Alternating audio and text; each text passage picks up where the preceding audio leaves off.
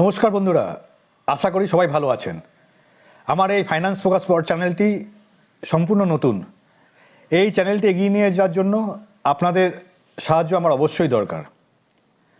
আচ্ছা, আপনার কি এখনই টাকার কোনো দরকার, কিংবা কোনো অ্যাপের মাধ্যমে আপনি লোনের অ্যাপ্লাই করেছেন?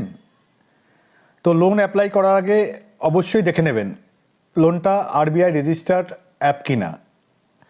আরবিআই রেজিস্টার্ড কিছু অ্যাপ আছে, যেগুলো ব্যাংকিং অ্যাপ আছে এবং নন ব্যাংকিং ফাইন্যান্স কোম্পানি মানে এনবিএফসি তাদের অ্যাপ আছে।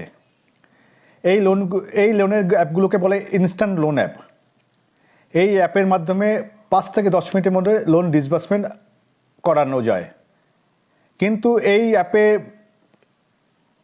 লোন নেওয়ার আগে আপনারা অবশ্যই চেক করে নেবেন অ্যাপের ক্রেডিট রেটিং কী আছে, অ্যাপটা আরবিআই রেজিস্টার্ড কিনা,